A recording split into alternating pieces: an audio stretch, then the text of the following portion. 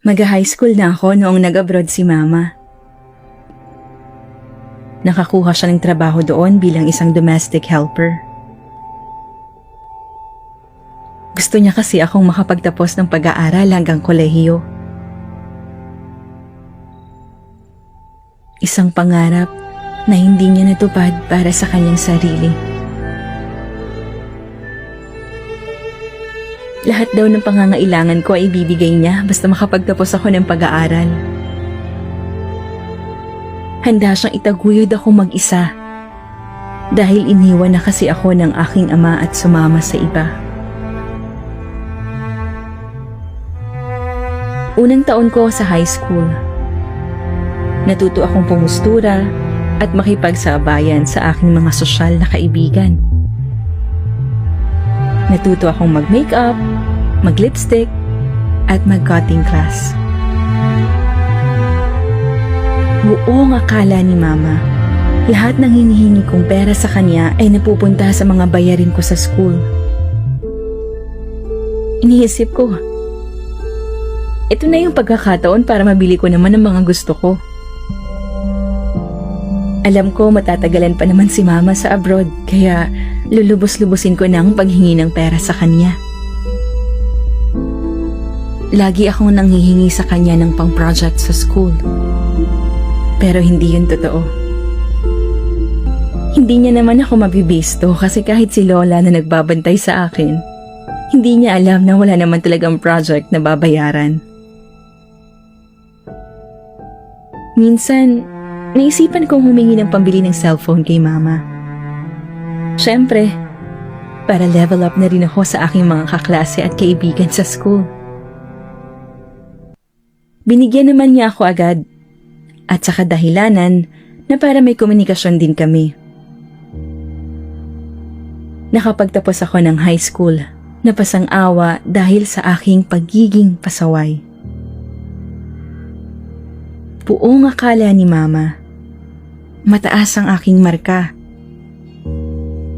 Pero ang mga report card na pinapakita ko ay mga peke pala. Nakatungtong ako ng kolehiyo. Pero sa hindi inaasahang pagkakataon, nabuntis ako ng aking boyfriend. Ayokong mag-aral na buntis ako, kaya pinili kong tumigil. Nakarating ito kay Mama at sobrang sumama ang kanyang loob. Hanggang isang araw, inatake siya sa puso. Wala na ang aking ina na may pangarap para sa akin. Para akong sinakluban ng langit at lupa nang marinig ko ang balitang yun. Ayon sa kanyang kaibigan doon na isa ring domestic helper, laging umiiyak si Mama at naging matamlay. Hanggang maiuwi ang bangkay ni Mama at malibing siya. Gumising ako isang araw.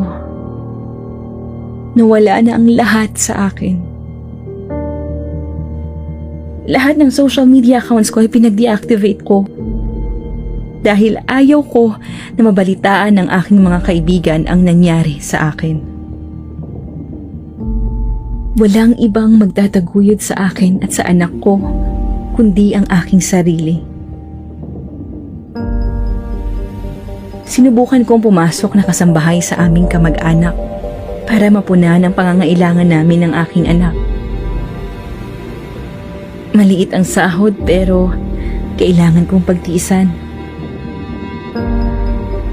Tinawagan ako ng kaibigan ni Mama at inalok na magkasambahay sa kanilang amo. Mas malaki hamak ang sweldo kumpara sa sinasahod ko ngayon. Maliit pa ang aking anak pero kailangan kong magsakripisyo para maibigay ang kanyang pangangailangan. Nandiyan naman si Lola para alagaan siya. Tulad ng aking ama, wala ring masandalan na isang ama ang aking anak dahil iniwan niya rin kami.